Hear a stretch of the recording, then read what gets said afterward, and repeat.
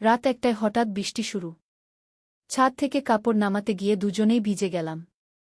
ছেলে তার শার্ট খুলে আমার ভিজে যাওয়া শাড়ির উপর দিয়ে দিল। মুখোমুখি দাঁড়িয়ে আমার শাড়ি পানি নিংড়ে দিতে দিতে বলল, মা, এই বৃষ্টি যেমন আকাশ থেকে নেমে এসেছে, তেমনি তোমার প্রেম আমার হৃদয়ে নেমে এসেছে। আমি কিছু বলার আগেই সে আমার কাঁধে হাত রেখে বলল, আমি তোমাকে ভালোবাসি, শুধু মা হিসেবে নয়, একজন নারী হিসেবে। এই ভিজে যাওয়া রাতে আমি তোমাকে প্রস্তাব দিচ্ছি, বিয়ে করো আমাকে। বজ্রপাতের আলো তার মুখ দেখলাম। চোখে এমন আগুন যা বৃষ্টিতেও নিভছে না। আমার শরীর কাঁপছিল, ঠান্ডায় নাকি অন্য কারণে বুঝতে পারছিলাম না। ছাদের কোনায় জমা পানিতে আমাদের ছায়া পড়েছিল। রাতের এই নিস্তব্ধতায় শুধু বৃষ্টির শব্দ আর আমার হৃদস্পন্দন। তার কথাগুলো আমার কানে গেঁথে গেল। এমন মুহূর্তের জন্য কি আমি প্রস্তুত? বৃষ্টির ফোঁটায় আমার চোখের জল মিশে গেল। এই গল্পটি সম্পূর্ণ শুনলে আপনাদের পানি অটোমেটিক বের হয়ে যাবে, সো যত দ্রুত সম্ভব হাতের কাছে টিস্যু নিয়ে বসে পড়ো। বিছানার চাদর যেন নষ্ট না হয় সেটা সম্পূর্ণ খেয়াল রাখার অনুরোধ জানিয়ে গল্পটি এখন শুরু করব। তার আগে সর্বশেষ অনুরোধ, দয়া করে এমন পানি বের করার গল্প নিয়মিত শুনতে আমাদের চ্যানেলটি সকলেই সাবস্ক্রাইব করুন। ধন্যবাদ। হ্যালো বন্ধুরা, আমার নাম সুমিত্রা দাস। আমার বয়স ৪৩ বছর। আমার স্বামীর নাম প্রদীপ দাস, বয়স ৪৬ বছর। আমাদের ২ সন্তান, রাহুল আর প্রিয়া। রাহুল ২০ বছর বয়সী, বিশ্ববিদ্যালয়ে পড়ে। প্রিয়া ১৩ বছর বয়সী, স্কুলে যায়। আমার জীবনের সবচেয়ে অদ্ভুত ঘটনাটি ঘটেছিল গত বছরের ডিসেম্বর মাসে। সেদিন রাত ১টার সময় প্রচণ্ড বৃষ্টি শুরু হয়েছিল। আমি আর রাহুল ছাদে কাপড় শুকাতে দিয়েছিলাম। বৃষ্টির শব্দে ঘুম ভেঙে গেল। তাড়াহুড়ো করে ছাদে গেলাম কাপড় নামাতে। রাহুলও উঠে এসেছিল। বৃষ্টিতে আমরা দুজনেই ভিজে গেলাম। রাহুল তার শার্ট খুলে আমার কাঁধে দিয়ে বলল, মা, তুমি ঠান্ডা লেগে অসুস্থ হয়ে পড়বে। আমি শাড়ি থেকে পানি নিংড়াতে লাগলাম। হঠাৎ রাহুল আমার দিকে তাকিয়ে বলল, মা, আমি একটা কথা বলতে চাই। বজ্রপাতের আলো তার মুখ দেখতে পেলাম। কিন্তু সেই মুখে আমার ছেলের চেহারা ছিল না। একদম অপরিচিত কেউ যেন দাঁড়িয়ে আছে। আমি ভয় পেয়ে গেলাম। তুমি কে? রাহুল কোথায়? আমি চিৎকার করে জিজ্ঞেস করলাম। সেই ব্যক্তি হেসে বলল, আমি রাহুলই। কিন্তু আমি এই পরিবারের সদস্য নই।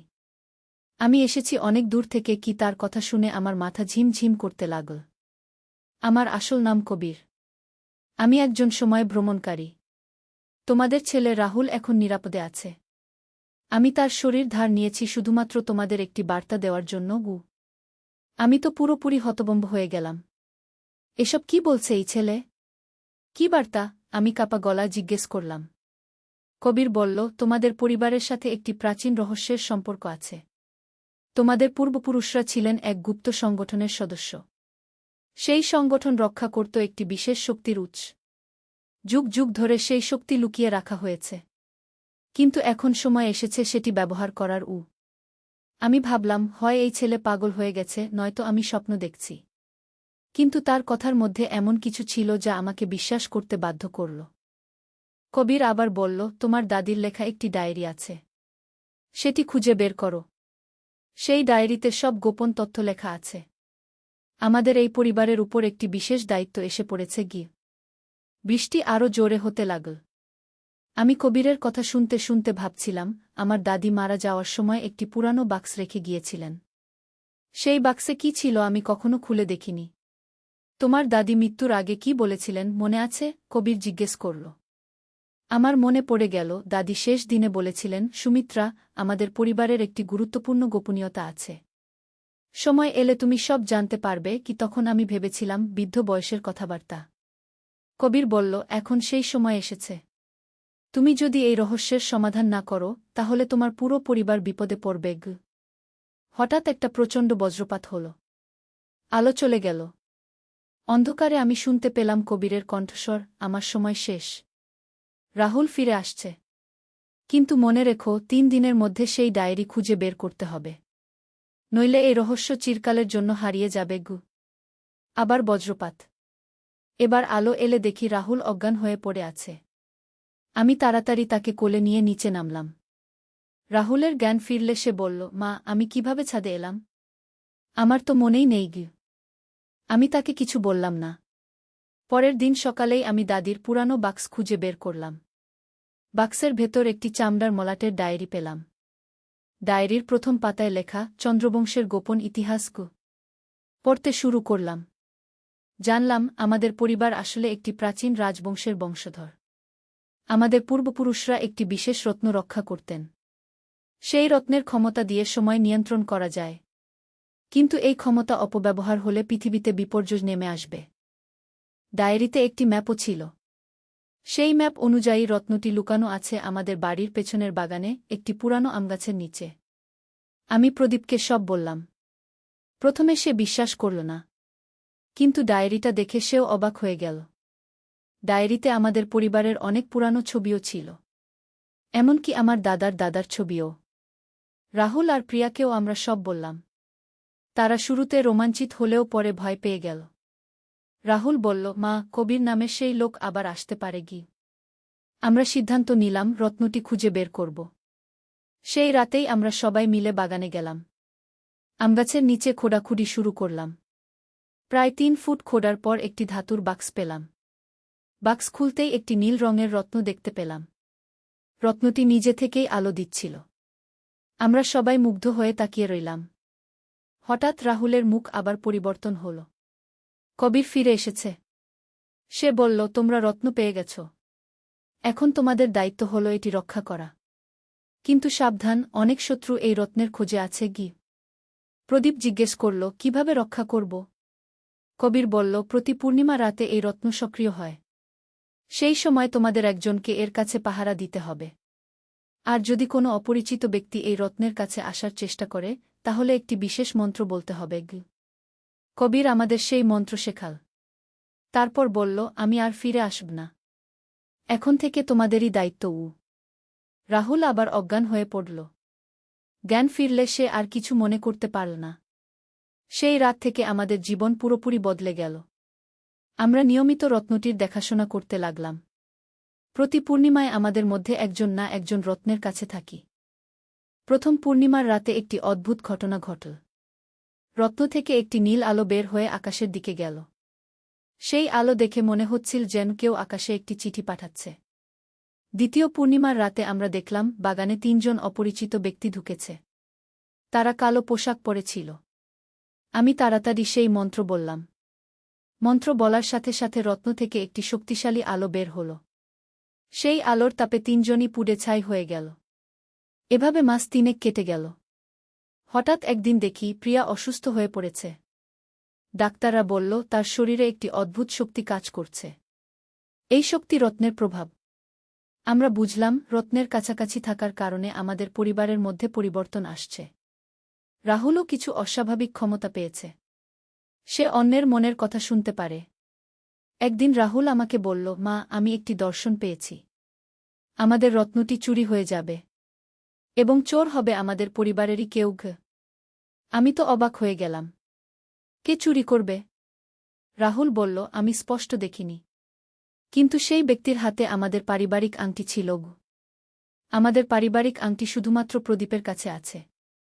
আমি প্রদীপকে সন্দেহ করতে পারছিলাম না। কিন্তু রাহুলের দর্শন মিথ্যা নয়। সেই রাতে আমি প্রদীপের উপর নজর রাখলাম। মধ্যরাতের দিকে দেখি প্রদীপ উঠে বাগানের দিকে যাচ্ছে। আমি চুপচাপ তার পিছু নিলাম। দেখি প্রদীপ রত্নের কাছে গিয়ে কি যেন বলছে। রত্ন থেকে একটি কালো ধোঁয়া বের হল।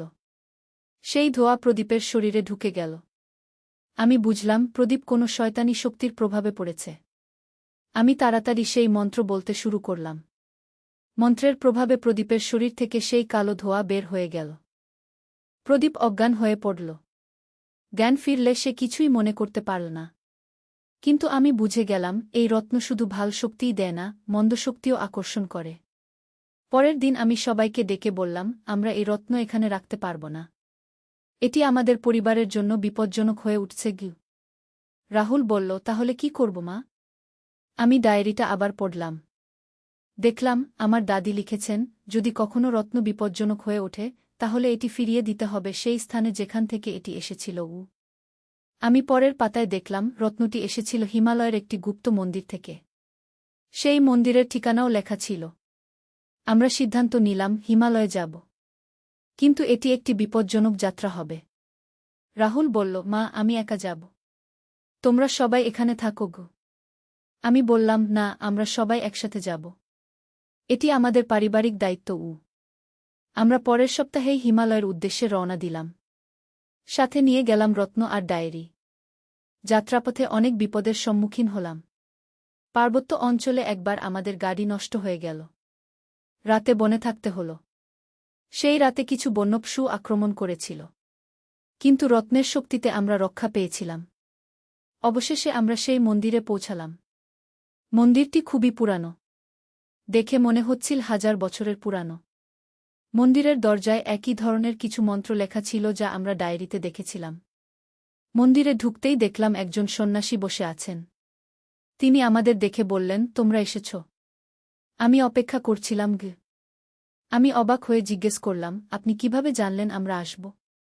সন্ন্যাসী বললেন, আমি এই মন্দিরের রক্ষক। যুগ যুগ ধরে আমি এখানে আছি। তোমাদের পরিবার এই রত্নের রক্ষক ছিল। এখন তোমরা এটি ফেরত দিতে এসেছ। আমরা রত্নটি তার হাতে দিলাম। রত্ন তার হাতে যেতেই একটি উজ্জ্বল আলো ছড়িয়ে গেল। পুরো মন্দির আলোকিত হয়ে উঠল। সন্ন্যাসী বললেন, তোমাদের দায়িত্ব শেষ। এই রত্ন এখন আর বিপজ্জনক নয়। তোমরা শান্তিতে ঘরে ফিরে যেতে পারো। আমরা মন্দির থেকে বের হয়ে আসলাম। ফেরার পথে কোনো বিপদ হল না। মনে হচ্ছিল যেন একটি বিশাল বোঝা আমাদের কাঁধ থেকে নেমে গেছে। বাড়ি ফিরে এসে দেখলাম প্রিয়ার অসুস্থতা ভালো হয়ে গেছে। রাহুলের অস্বাভাবিক ক্ষমতাও আর নেই। আমাদের জীবন আবার স্বাভাবিক হয়ে গেল। কিন্তু সেই অভিজ্ঞতা আমাদের পরিবারকে আরও কাছে এনেছে। আমরা বুঝতে পেরেছি পারিবারিক ঐক্যের শক্তি কত বড়। ডায়েরিটা আমি এখনও রেখেছি। মাঝে মাঝে পড়ি। দেখি আরও অনেক গোপন কাহিনী লেখা আছে। হয়তো ভবিষ্যতে আবার কোনো রহস্যের সম্মুখীন হতে হবে। কিন্তু আমি জানি আমাদের পরিবার যে কোনো বিপদের মোকাবিলা করতে পারবে। কারণ আমাদের আছে ভালোবাসা, বিশ্বাস আর ঐক্য। এই গল্প শুনে হয়তো তোমাদের মনে হবে এসব কি সত্যি সম্ভব? কিন্তু বিশ্বাস করো, এই পৃথিবীতে এখনও অনেক রহস্য লুকিয়ে আছে। সেই রাত থেকে আমাদের জীবনে আরও অনেক পরিবর্তন এসেছে। রাহুল বিশ্ববিদ্যালয়ে ইতিহাস নিয়ে পড়াশোনা শুরু করেছে। বিশেষ করে প্রাচীন সভ্যতার ইতিহাস নিয়ে তার আগ্রহ বেড়েছে। আমি মনে করি সেই রহস্যময় অভিজ্ঞতার প্রভাব তার উপর পড়েছে। প্রিয়াও অনেক পরিবর্তিত হয়েছে। সে এখন বই পড়তে ভালোবাসে। বিশেষ করে রহস্য রোমাঞ্চের বই। মাঝে মাঝে সে আমাকে বলে, মা, আমার মনে হয় আমি স্বপ্নে অদ্ভুত জায়গা দেখি। যেন কোনো প্রাচীন প্রাসাদ। প্রদীপও অনেক বদলে গেছে। আগে সে খুব বাস্তববাদী ছিল। কিন্তু এখন সে অতিপ্রাকৃত বিষয়গুলোতে আগ্রহ দেখা। সে বলে, সুমিত্রা, আমার মনে হয় আমাদের পরিবারে আরও অনেক গোপন কাহিনী আছে। একদিন রাহুল বিশ্ববিদ্যালয়ের লাইব্রেরি থেকে একটি পুরানো বই নিয়ে এসেছিল। বইটির নাম ছিল ভারতের লুপ্ত রাজবংশ। সেই বইয়ে আমাদের পরিবারের নাম উল্লেখ ছিল। বইতে লেখা ছিল চন্দ্রবংশ ছিল একটি রহস্যময় রাজপরিবার। তারা বিশেষ কিছু জাদুকরী ক্ষমতার অধিকারী ছিল। কিন্তু 18 শতকে এই বংশ হঠাৎ নিখোঁজ হয়ে যায়। ঐতিহাসিকরা মনে করেন তারা সাধারণ মানুষের ছদ্মবেশে লুকিয়ে গেছে। এই তথ্য পড়ে আমরা সবাই অবাক হয়ে গেলাম। আমার দাদি কখনো বলেননি যে আমরা কোনো রাজবংশের বংশধর। রাহুল আরও গবেষণা করল। সে জানতে পারল চন্দ্রবংশের রাজারা প্রতি পূর্ণিমায় একটি বিশেষ অনুষ্ঠানের আয়োজন করতেন। সেই অনুষ্ঠানে তারা তাদের জাদুকরী শক্তি প্রদর্শন করতেন। একদিন প্রিয়া আমার কাছে এসে বলল, মা, আমি একটি অদ্ভুত স্বপ্ন দেখেছি। স্বপ্নে দেখলাম আমি একটি সুন্দর প্রাসাদে আছি। সেখানে অনেক মানুষ আমাকে রাজকুমারী বলে ডাকছে। আমি প্রিয়ার কথা শুনে ভাবলাম হয়তো আমাদের রক্তে সত্যিই রাজকীয় উত্তরাধিকার আছে। সেই রাতে আমি ডায়েরিটা আবার খুলে পড়তে লাগলাম। এবার নতুন কিছু পাতা খুঁজে পেলাম যা আগে চোখে পড়েনি। সেখানে লেখা ছিল, আমাদের বংশে প্রতি 3 প্রজন্ম পর একটি বিশেষ ক্ষমতা জাগ্রত হয়। এই ক্ষমতার অধিকারী ব্যক্তি ভবিষ্যৎ দেখতে পারে। সে অতীত ও ভবিষ্যতের মধ্যে যোগাযোগ স্থাপন করতে পারে। আমি গণনা করে দেখলাম আমি হলাম 3য় প্রজন্ম। তার মানে আমার মধ্যেই এই ক্ষমতা জাগ্রত হওয়ার কথা। পরের দিন থেকেই অদ্ভুত কিছু ঘটতে শুরু করল।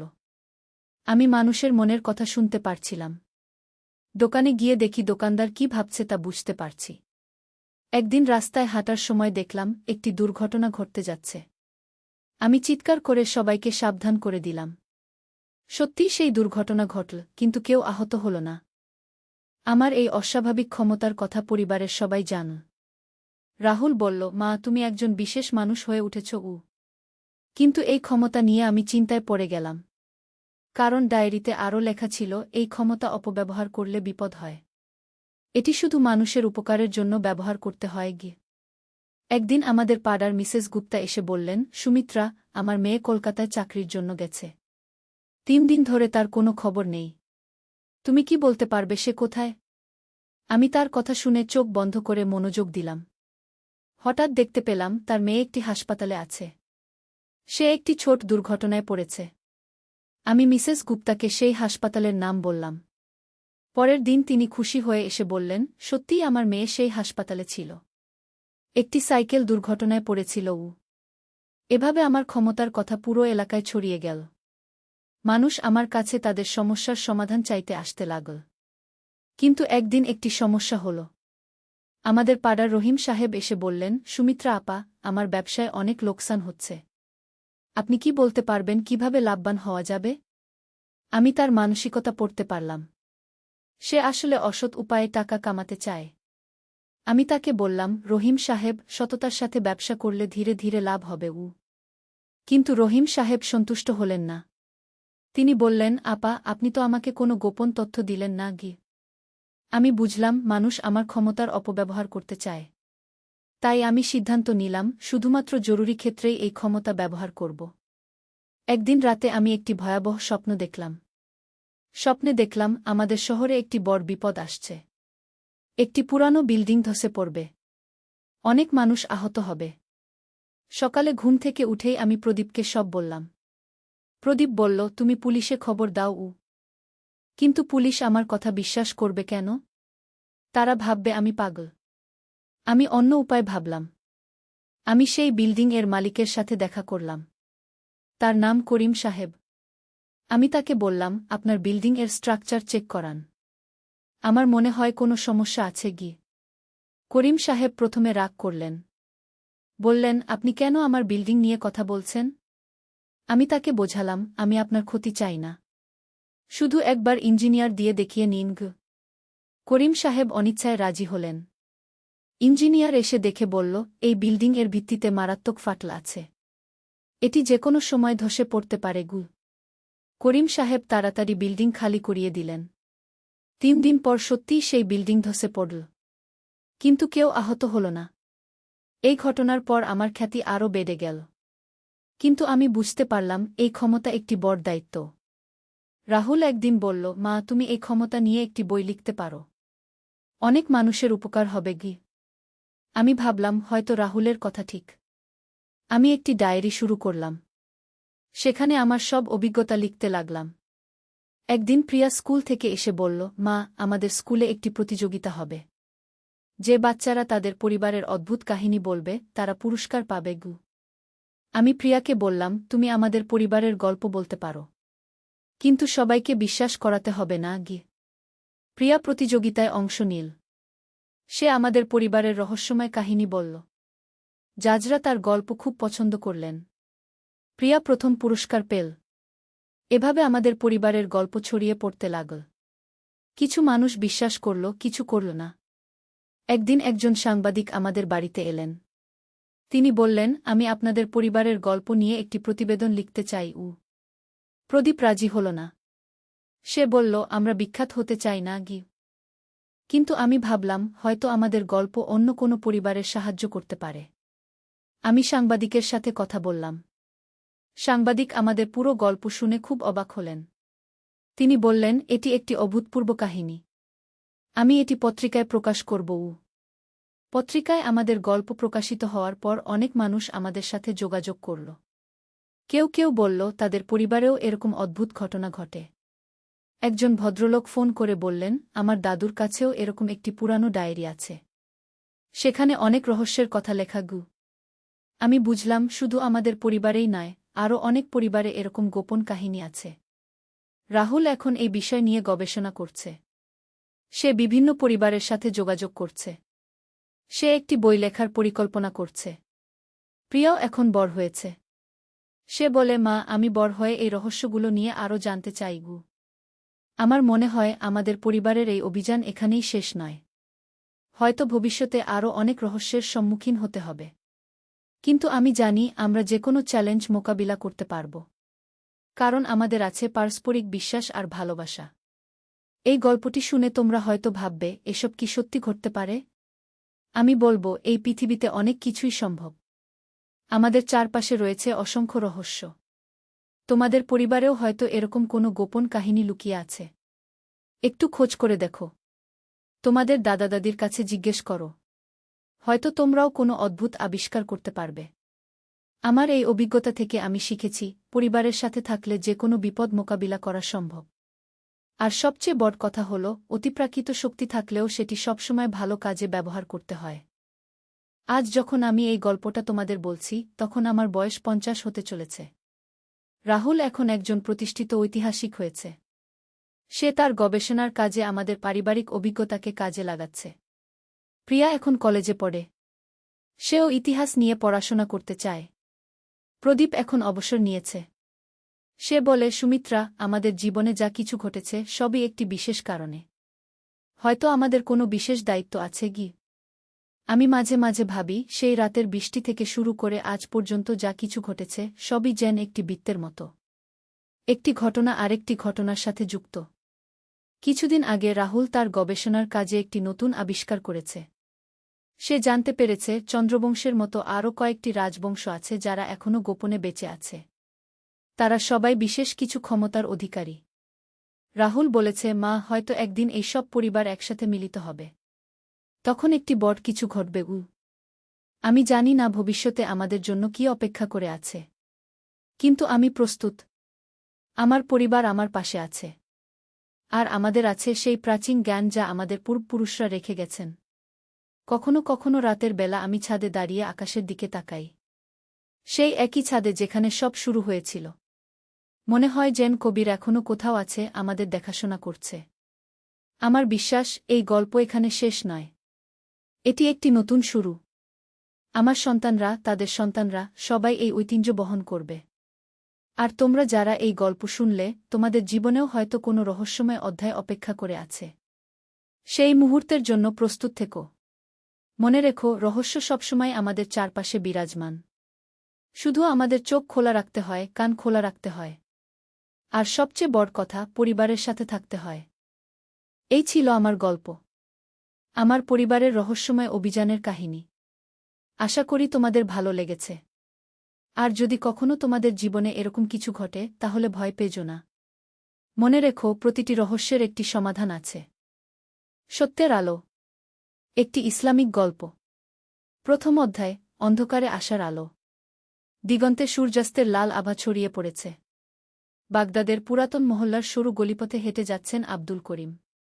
তার বয়স 50-এর কোঠায়, কিন্তু জীবনের দীর্ঘ সংগ্রাম তাকে বুড়িয়ে দিয়েছে। একসময় তিনি ছিলেন একজন সফল ব্যবসায়ী। তার দোকান ছিল, ঘরবাড়ি ছিল, সবকিছু ছিল। কিন্তু আজ তিনি নিঃস্ব। আল্লাহু আকবার, আল্লাহু আকবার গু। মসজিদ থেকে ভেসে এল মাগরিবের আজানের সুমধুর ধ্বনি। আব্দুল করিমের চোখে জল এসে গেল। কতদিন তিনি মনোযোগ দিয়ে নামাজ পড়েননি।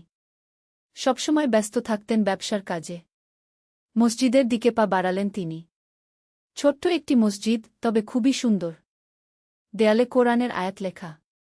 এবং যারা আল্লাহর উপর ভরসা করে, তিনি তাদের জন্য যথেষ্ট। নামাজের পর মসজিদের ইমাম সাহেব হাফেজ আবু বকর আব্দুল করিমকে কাছে ডাকলেন। ভাই, আপনাকে চিনি। আপনি আব্দুল করিম, তাই না? শুনেছি আপনার অবস্থা খারাপ। আব্দুল করিম মাথা নিচু করে বললেন, হ্যাঁ ইমাম সাহেব। আল্লাহ আমাকে পরীক্ষা করছেন গি। এটাই তো আসল কথা। আল্লাহ যাকে ভালোবাসেন তাকে পরীক্ষা করেন। আপনি কি জানেন হরত আইজুব এর কাহিনী? আব্দুল করিম মাথা নেড়ে জানালেন যে তিনি জানেন। তাহলে আসুন আমার সাথে আমার ঘরে। আজ রাতে আমরা কিছু গল্প শুনব। এমন গল্প যা আপনার হৃদয়ে শান্তি আনবে গি। দ্বিতীয় অধ্যায়, হরত আইজুব এর ধৈর্যের গল্প। ইমাম সাহেবের ছোট্ট ঘরে বসেছেন দুজনে। দেয়ালে টাঙানো লা হাওলা ওয়ালা কুওয়াতা ইল্লা বিল্লাহ, কোনো শক্তি নেই আল্লাহ ছাড়া। শুনুন আব্দুল করিম, ইমাম সাহেব শুরু করলেন। হরত আইজুব ছিলেন আল্লাহর একজন প্রিয় নবী। তার কাছে ছিল বিপুল সম্পদ, হাজার হাজার গরু, ছাগল, উট, ঘোড়া, 7 ছেলে 3 মেয়ে। সবাই ছিল সুখে শান্তিতে আব্দুল করিম মনোযোগ দিয়ে শুনছিলেন। কিন্তু একদিন আল্লাহ তাকে পরীক্ষা করার সিদ্ধান্ত নিলেন। প্রথমে তার সন্তানরা মারা গেল, তারপর তার সব সম্পদ নষ্ট হয়ে গেল। শেষে তিনি নিজেও কঠিন অসুখে পড়লেন। তার সারা শরীরে ঘা হয়ে গেল। কিন্তু আইজুব কি করলেন? তিনি কি আল্লাহর বিরুদ্ধে অভিযোগ করলেন? না। তিনি বললেন, আল্লাহ দিয়েছিলেন, আল্লাহই নিয়ে নিলেন। তারই জন্য সব প্রশংসা। আব্দুল করিমের চোখে জল এসে গেল। তিনি বুঝতে পারলেন তার সমস্যা আইজুব এর তুলনায় কতই না ছোট। দীর্ঘ 18 বছর তিনি এই কষ্ট সহ্য করলেন, কিন্তু একবারও আল্লাহর উপর থেকে ভরসা হারালেন না। শেষে আল্লাহ তার উপর খুশি হয়ে তাকে আগের চেয়ে দ্বিগুণ সম্পদ দিলেন, নতুন সন্তান দিলেন, সুস্বাস্থ্য দিলেন। এটাই হল ধৈর্যের শক্তি। আব্দুল করিম। আল্লাহ বলেছেন, যারা ধৈর্যধারণ করে তাদের সাথে আল্লাহ আছেন। 3য় অধ্যায়, নতুন দিনের শুরু। পরের দিন ফজরের নামাজের পর আব্দুল করিম মসজিদেই বসে রইলেন। তার মন একটু শান্ত হয়েছে। গতকাল রাতে তিনি অনেক দিন বাদে ভালো ঘুম দিয়েছেন। ইমাম সাহেব তার কাছে এসে বসলেন। কেমন লাগছে আজ? অনেক ভালো ইমাম সাহেব। গতকালের গল্প শুনে আমার মনে শক্তি পেয়েছি। আল্লাহর রহমত। কিন্তু মনে রাখবেন, শুধু গল্প শুনলেই হবে না, কাজও করতে হবে। আল্লাহ বলেছেন, তোমরা আমল করো, আমি তোমাদের আমলের ফল দেব। কি করব ইমাম সাহেব? আমার তো কিছুই নেই। আছে? আপনার আছে হাত, পা, বুদ্ধি। এগুলো কি কম? আর সবচেয়ে বড় কথা, আপনার আছে ঈমান। এই ঈমানই যথেষ্ট নতুন জীবন শুরু করার জন্য। এই কথা বলে ইমাম সাহেব একটি ছোট্ট থলি বের করলেন। এই নিন, এতে 50 দিরহাম আছে। এটা দিয়ে ছোট কোনো কাজ শুরু করুন, কিন্তু মনে রাখবেন, হারাম কোনো কাজ করবেন না, সততার সাথে কাজ করবেন। আব্দুল করিম কাঁদতে শুরু করলেন। কিভাবে এই উপকার শোধ করব? আল্লাহর কাছে দোয়া করবেন আমার জন্য, এটাই যথেষ্ট। 4র্থ অধ্যায়, হরত উসমান এর দানশীলতার গল্প। সেদিন সন্ধ্যায় ইমাম সাহেব আব্দুল করিমকে আরেকটি গল্প শোনালেন। হরত উসমান সম্পর্কে জানেন তো? তিনি ছিলেন ইসলামের 3য় খলিফা। কিন্তু তার আগে তিনি ছিলেন একজন বিরাট ধনী ব্যবসায়ী। একবার মদিনায় পানির খুব অভাব হল। সেখানে বীরে রুমাহ নামে একটি কূপ ছিল। কিন্তু সেই কূপের মালিক একজন ইহুদি। সে পানির জন্য খুব বেশি টাকা চাইত। গরিব মানুষের পক্ষে সেই পানি কেনা সম্ভব ছিল না। রাসূলুল্লাহ বললেন, কে এই কূপটি কিনে মুসলমানদের জন্য ওয়াকফ করবে? তার জন্য জান্নাতে একটি কূপ থাকবে। হরত উসমান সাথে সাথে সেই ইহুদির কাছে গিয়ে বললেন, তুমি এই কূপটি বিক্রি করবে? ইহুদি বলল, হ্যাঁ, কিন্তু দাম হবে 20,000 দিরহাম। এত বেশি টাকা? কিন্তু হরত উসমান দ্বিধা করলেন না, সাথে সাথে কিনে ফেললেন। তারপর সেটি সব মুসলমানের জন্য ওয়াকফ করে দিলেন। এরপর থেকে সব মুসলমান বিনা পয়সায় সেই কূপ থেকে পানি পান করতে পারত। আব্দুল করিম অবাক হয়ে বললেন, কি বিরাট মন! হ্যাঁ, এটাই হলো ইসলামের শিক্ষা। নিজের জন্য যা ভালোবাসো, অন্যের জন্য তাই ভালোবাসো। হরত উসমান জানতেন, আল্লাহ যা দিয়েছেন তা আল্লাহর রাস্তায় খরচ করলে তিনি আরও দেবেন। 5ম অধ্যায়, ব্যবসার নতুন শুরু। আব্দুল করিম ইমাম সাহেবের দেওয়া 50 দিরহাম দিয়ে বাজারে গেলেন। তিনি ভাবলেন, কি কিনবেন, কি করবেন? বাজারে ঘুরতে ঘুরতে দেখলেন, একজন বৃদ্ধ মানুষ খেজুর বিক্রি করছেন। কিন্তু তার খেজুরগুলো এলোমেলো অবস্থায় রাখা। কিছু ভালো, কিছু খারাপ। গ্রাহকরা ভালোগুলো বেছে নিচ্ছে, খারাপগুলো পড়ে থাকছে। আব্দুল করিম বৃদ্ধের কাছে গেলেন। চাচা, এই খেজুরগুলো কত দামে বিক্রি করছেন? বেটা, ভালোগুলো 2 দিরহাম মন, আর যেগুলো একটু খারাপ সেগুলো 1 দিরহাম মন। আব্দুল করিম বুঝলেন, এখানে একটা সুযোগ আছে। তিনি সব খারাপ খেজুর কিনে নিলেন। 40 দিরহাম দিয়ে 40 মন খেজুর পেলেন। তারপর তিনি সেগুলো বাড়িতে নিয়ে গিয়ে পরিষ্কার করতে শুরু করলেন। পচাগুলো ফেলে দিলেন। ভালোগুলো আলাদা করলেন। এভাবে ৩০ মণ ভালো খেজুর পেলেন। পরের দিন সেগুলো ১.৫ দিরহাম মণ দরে বিক্রি করলেন। পেলেন ৪৫ দিরহাম, মানে ৫ দিরহাম লাভ। আলহামদুলিল্লাহ, তিনি মনে মনে বললেন। আল্লাহ আমার উপর রহম করেছেন গু। কিন্তু তিনি থেমে থাকলেন না। পরের দিন আরও খেজুর কিনলেন। এভাবে ১ মাস যেতে না যেতেই তার পুঁজি দ্বিগুণ হয়ে গেল। ষষ্ঠ অধ্যায়, হযরত আবু বকর এর সততার গল্প। ১ মাস পর আব্দুল করিম ইমাম সাহেবের কাছে গিয়ে সব কথা বললেন। ৫০ দিরহাম ফিরিয়ে দিতে চাইলেন। ইমাম সাহেব হেসে বললেন, রাখুন আপনার কাছে, কাজে লাগবে। তবে আজ আমি আপনাকে আরেকটি গল্প বলব। হযরত আবু বকর এর রাসূলুল্লাহ এর ইন্তেকালের পর একদিন হযরত উমর হযরত আবু বকর কে খুঁজতে খুঁজতে একটা বাজারে গেলেন। দেখলেন আবু বকর কাঁধে কাপড়ের বোঝা নিয়ে বিক্রি করছেন। উমর বললেন, আপনি তো খলিফা, এসব কাজ করছেন কেন?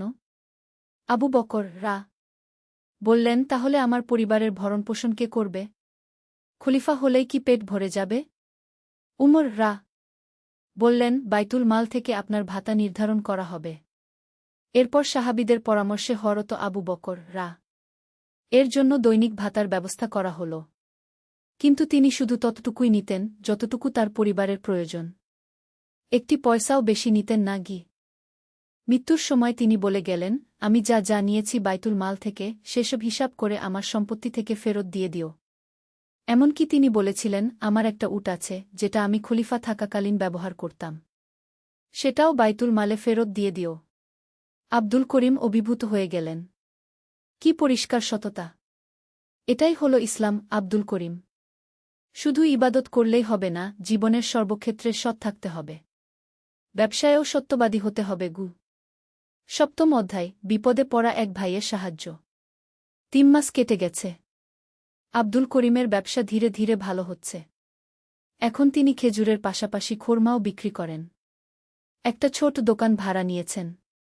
একদিন তিনি দোকানে বসে আছেন। এমন সময় একজন মানুষ এসে হাজির। চেহারা দেখে মনে হচ্ছে অনেক দুশ্চিন্তায় আছেন। আসসালামু আলাইকুম ভাই। ওয়ালাইকুমুসসালাম।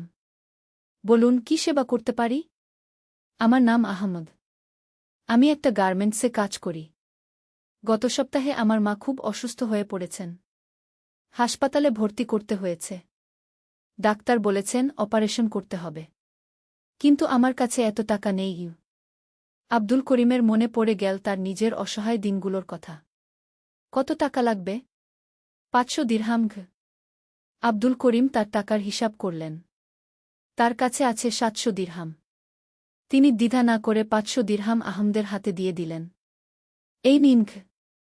আহমদ অবাক। এটা কি করছেন? আমি তো আপনার পরিচিত লোকও না। আল্লাহর বান্দাদের সাহায্য করা আমাদের দায়িত্ব। আপনার মায়ের জন্য দোয়া করবেন। আহমদ কেঁদে ফেললেন। আল্লাহ আপনার মঙ্গল করুন। অষ্টম অধ্যায়, হযরত আলী এর ইনসাফের গল্প। সেদিন রাতে ইমাম সাহেব আব্দুল করিমের কাছে শুনলেন আহমদের সাহায্যের কথা। সুবহানাল্লাহ! আল্লাহ আপনার হৃদয়ে রহমত ভরে দিয়েছেন। এই ঘটনা আমার মনে করিয়ে দিল হযরত আলী এর একটা ঘটনা। কি ঘটনা? হযরত আলী যখন খলিফা ছিলেন, একদিন তিনি আদালতে বিচার করছিলেন। সেখানে একটা মামলা এলো। একজন ইহুদি অভিযোগ করেছে যে খলিফা আলী তার বর্ম চুরি করেছেন। কি আশ্চর্য! খলিফার বিরুদ্ধে চুরির অভিযোগ। হ্যাঁ, কিন্তু হযরত আলী কি করলেন? তিনি সাধারণ একজন বিবাদীর মতো আদালতে দাঁড়ালেন। বিচারক কাজী শুরাইহ ছিলেন তারই নিযুক্ত করা। কিন্তু তিনি খলিফাকে সাধারণ একজন বিবাদীর মতোই আচরণ করলেন। বিচারক বললেন, আলী, তোমার কাছে কি কোনো প্রমাণ আছে যে এই বর্মটা তোমার? আলী বললেন, হ্যাঁ, আমার ছেলে হাসান এবং আমার গোলাম কানবার সাক্ষ্য দিতে পারবে। বিচারক বললেন, না, এই সাক্ষ্য গ্রহণযোগ্য নয়।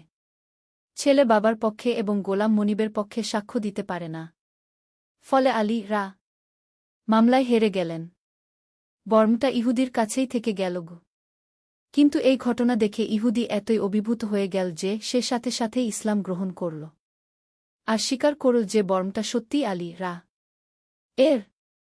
সে বলল, যে ধর্মের খলিফা নিজের বিরুদ্ধে আনিত মামলায় সাধারণ মানুষের মতো দাঁড়ায় সে ধর্ম অবশ্যই সত্য। আব্দুল করিম মুগ্ধ হয়ে শুনলেন।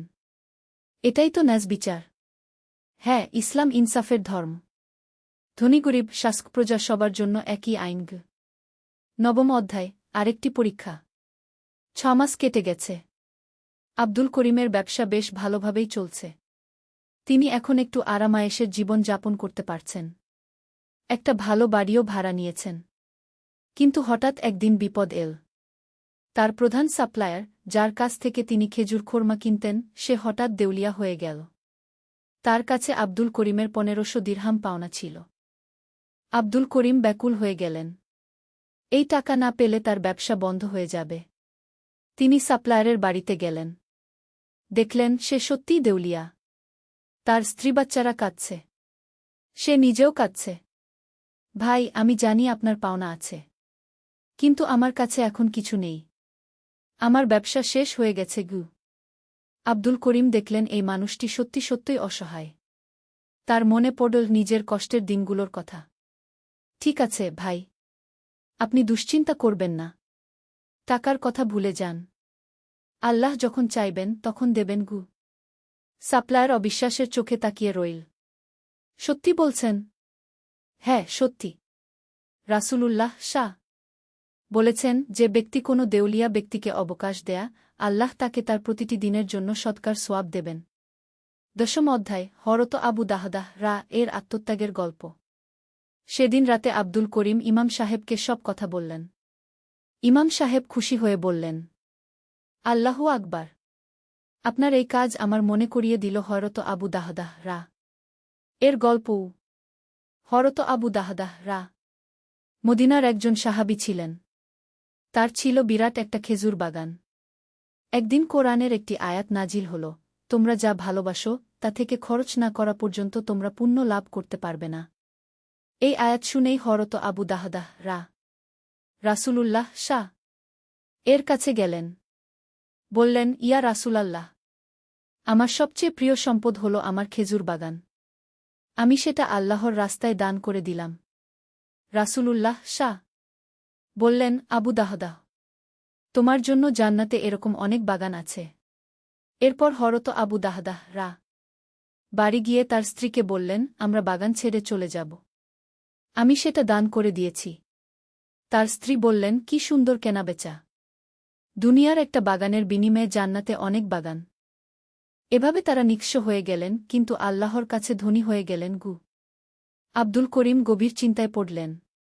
ইমাম সাহেব, এরকম ত্যাগ করার শক্তি আমার আছে কিনা জানি না গে। শক্তি আল্লাহ দেবেন আব্দুল করিম। যখন কেউ আল্লাহর জন্য কিছু ছেড়ে দেয়, আল্লাহ তাকে তার চেয়ে ভালো কিছু দেন গু। একাদশ অধ্যায়, আল্লাহর অপ্রত্যাশিত রহমত। হঠাৎ একদিন আব্দুল করিমের কাছে একটা চিঠি এল। চিঠিটা এসেছে দূরের এক শহর থেকে। তার এক চাচাতো ভাই লিখেছেন। চিঠিতে লেখা, প্রিয় আব্দুল করিম, তোমার বাবার একটা পুরানো জমি এখানে ছিল। আমরা সেটা বিক্রি করেছি। তোমার অংশ 10,000 দিরহাম। টাকাটা পাঠিয়ে দিচ্ছি গু। আব্দুল করিম অবাক। তিনি তো জানতেনই না যে তার বাবার এরকম কোনো সম্পত্তি ছিল। সুবহানাল্লাহ, তিনি মনে মনে বললেন, আল্লাহ যখন দিতে চান কোত্থেকে দেন কেউ জানে না গে। এই টাকা পেয়ে তিনি তার ব্যবসা আরও বড় করলেন। এখন তিনি খেজুর খোরমার পাশাপাশি বিভিন্ন ধরনের শুকনো ফল বিক্রি করেন। কিন্তু তিনি ভুলেন না যে এই সব আল্লাহর রহমত। প্রতি মাসে তার আয়ের একটা অংশ গরিবদের মধ্যে বিতরণ করেন। দ্বাদশ অধ্যায়, হরত বিলাল রা এর ত্যাগের গল্প। একদিন মসজিদে এক তরুণ যুবক এসেছে। সে বল যে সে ইসলাম গ্রহণ করতে চায়, কিন্তু তার পরিবার তাকে ভয় দেখাচ্ছে। ইমাম সাহেব তাকে হরত বিলাল রা এর গল্প শোনালেন। বিলাল রা ছিলেন একজন দাস। তিনি ইসলাম গ্রহণ করার পর তার মনিব উমাইজা ইবনে খালাফ তাকে কঠিন শাস্তি দিতে শুরু করল। দুপুরের প্রচণ্ড গরমে তাকে মক্কার উত্তপ্ত বালুর উপর শুইয়ে বুকের উপর বিরাট পাথর চাপা দিত। তারপর বলত, লাতুজ্জার নাম নাও, না হলে মেরে ফেলব। কিন্তু বিলাল রা কি বলতেন? আহাদ, আহাদ। একমাত্র আল্লাহ, একমাত্র আল্লাহ। এই অত্যাচার সহ্য করতে না পেরে হরত আবু বকর বিলাল কে কিনে নিয়ে স্বাধীন করে দিলেন পরবর্তীতে বিলাল হলেন ইসলামের প্রথম মুজাজ্জিন। মক্কা বিজয়ের দিন তিনিই কাবা ঘরের উপর দাঁড়িয়ে আজান দিয়েছিলেন দেখুন আল্লাহ কিভাবে তাকে সম্মানিত করেছেন। যে মানুষ একসময় দাস ছিল সে হয়ে গেল রাসূলুল্লাহ এর প্রিয় সাহাবী তরুণটি অনুপ্রাণিত হয়ে বলল, আমি ইসলাম গ্রহণ করব। যা হওয়ার হবে ত্রয়োদশ অধ্যায়, এক এতিমের সাহায্য। 1 বছর কেটে গেছে। আব্দুল করিমের জীবন এখন স্থিতিশীল। তার ব্যবসা ভালো চলছে। নিয়মিত নামাজ পড়ছেন। মানুষদের সাহায্য করছেন। একদিন তিনি দোকানে বসে আছেন। একটা ছোট্ট মেয়ে এসে হাজির। বয়স হবে 8-9 বছর।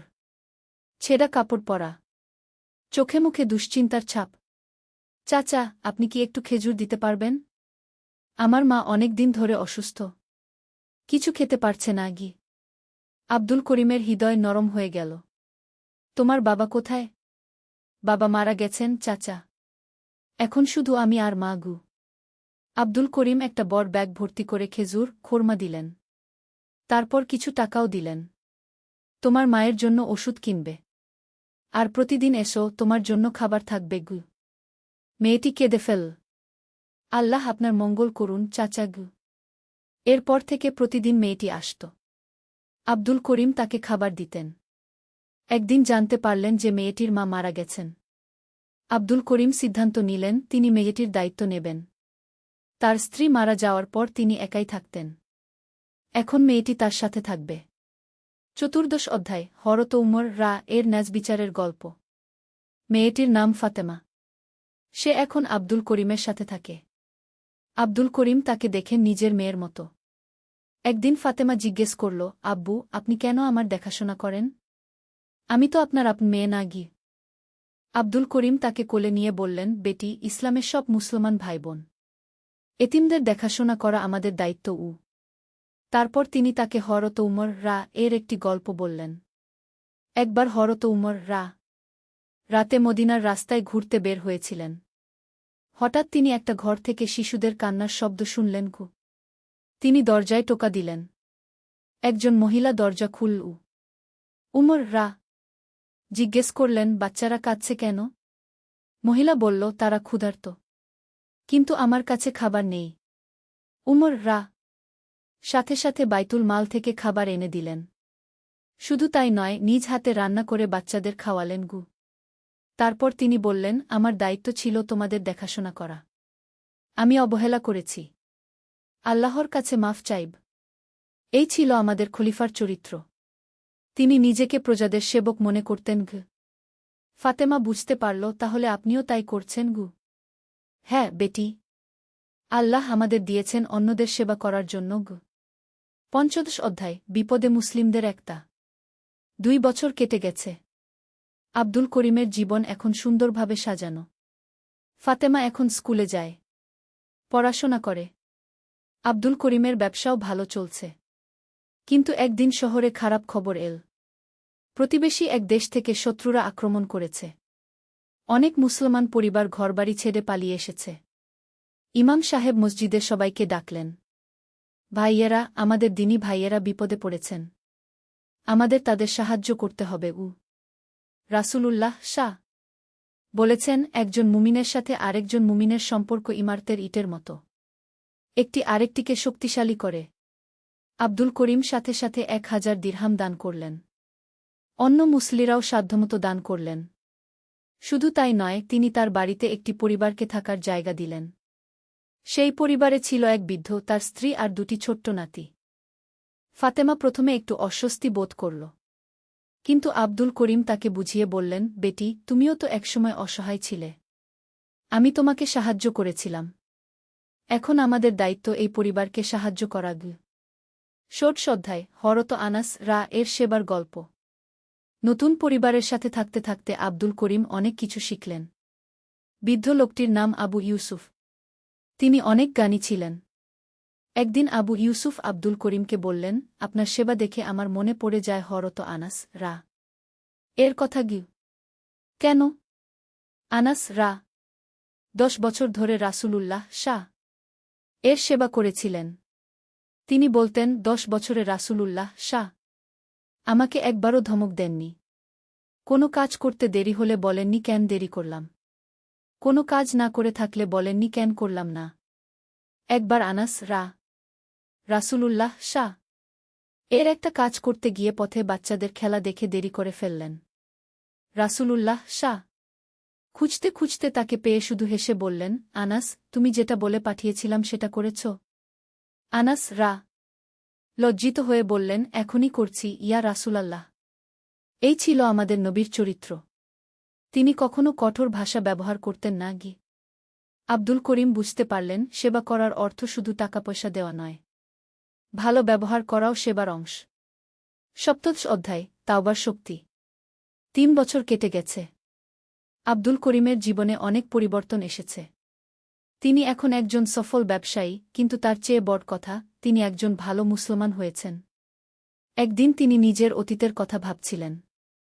মনে পড়ল, একসময় তিনি ব্যবসায় অসৎ উপায় অবলম্বন করতেন। মিথ্যা কথা বলতেন, সুদের কারবার করতেন। তিনি ইমাম সাহেবের কাছে গিয়ে বললেন, ইমাম সাহেব, আমার অতীতের গোনাহগুলোর জন্য আমি খুব অনুশোচনা করি। কিভাবে আল্লাহর কাছে ক্ষমা চাইব? ইমাম সাহেব বললেন, আল্লাহর রহমত অসীম। তিনি বলেছেন, হে আমার বান্দারা, তোমরা যারা নিজেদের উপর অত্যাচার করেছ, আল্লাহর রহমত থেকে নিরাশ হজ না। নিশ্চয়ই আল্লাহ সব গোনাহ মাফ করে দেবেন। আপনি মনে করেন কাব ইবনে মালিকের গল্প? আব্দুল করিম মাথা নেড়ে জানালেন যে তিনি জানেন না। তাবুক যুদ্ধে 3 জন সাহাবী না গিয়ে মদিনায় রয়ে গেলেন। তার মধ্যে একজন ছিলেন কাব ইবনে মালিক। তারা মিথ্যা অজুহাত দেননি, সত্য কথাই বলেছিলেন।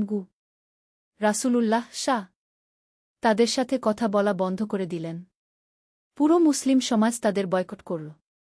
50 দিন পর আল্লাহ তাদের তাওবা কবুল করলেন। দেখুন, এত বড় ভুলের পরও আল্লাহ ক্ষমা করেছিলেন। আপনি শুধু আন্তরিকভাবে তাওবা করুন, আর যাদের হক নষ্ট করেছেন তাদের হক ফিরিয়ে দিন। অষ্টাদশ অধ্যায়, হজের প্রস্তুতি। আরও 2 বছর কেটে গেছে। আব্দুল করিম এখন একজন প্রতিষ্ঠিত ব্যবসায়ী। তার কয়েকটি দোকান আছে। ফাতেমা এখন বড় হয়েছে, ভালো লেখাপড়া শিখেছে। আব্দুল করিম ভাবলেন, এবার হজ করার সময় হয়েছে। তিনি সামর্থ্যবান, সুস্বাস্থ্যের অধিকারী। আল্লাহ তাকে হজ করার তৌফিক দিয়েছেন। তিনি ইমাম সাহেবের সাথে পরামর্শ করলেন। ইমাম সাহেব খুশি হলেন। আলহামদুলিল্লাহ, আল্লাহ আপনাকে হজের তৌফিক দিয়েছেন। হজ হল ইসলামের 5টি স্তম্ভের একটি। হজ সম্পর্কে আপনাকে একটি হাদিস বলি। রাসূলুল্লাহ বলেছেন, যে ব্যক্তি আল্লাহর উদ্দেশ্যে হজ করল এবং অশ্লীল কথাবার্তা ও পাপাচার থেকে বিরত রইল, সে এমনভাবে ফিরে আসবে যেমন তার মা তাকে জন্ম দিয়েছিল, অর্থাৎ নিষ্পাপ হয়ে ফিরবে। আব্দুল করিম হজের প্রস্তুতি শুরু করলেন। প্রথমে তিনি সবার কাছে ক্ষমা চাইলেন। যাদের সাথে তার কোনো বিরোধ ছিল তাদের সাথে মিটমাট করলেন। তারপর তিনি তার ব্যবসার ভার এক বিশ্বস্ত লোকের উপর ছেড়ে দিলেন। ফাতেমাকে একটি ভালো পরিবারের কাছে রেখে গেলেন। 49 অধ্যায়, মক্কায় পৌঁছানো। দীর্ঘ সফরের পর আব্দুল করিম পৌঁছলেন মক্কায়। কাবাঘর দেখে তার চোখে জল এসে গেল। লাব্বাইকা আল্লাহুম্মা লাব্বাইক, লাব্বাইকা লা শারিকা লাকা লাব্বাইক। হাজির, হে আল্লাহ, আমি হাজির। হাজির, আপনার কোনো শরিক নেই, আমি হাজির। এই তালবিয়া পড়তে পড়তে তিনি কাবা ঘরের দিকে এগিয়ে গেলেন। হাজার হাজার মুসলমান এসেছেন বিশ্বের বিভিন্ন প্রান্ত থেকে। আরব, অনারব, কালো, সাদা, ধনী, গরিব, সবাই একই পোশাক পরে আছেন। 2টি সাদা কাপড়।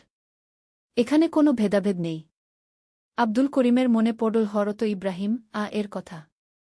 তিনিই তো এই ঘর নির্মাণ করেছিলেন। তার ছেলে ইসমাইল সাহায্য করেছিলেন। তাওয়াফ শুরু কর।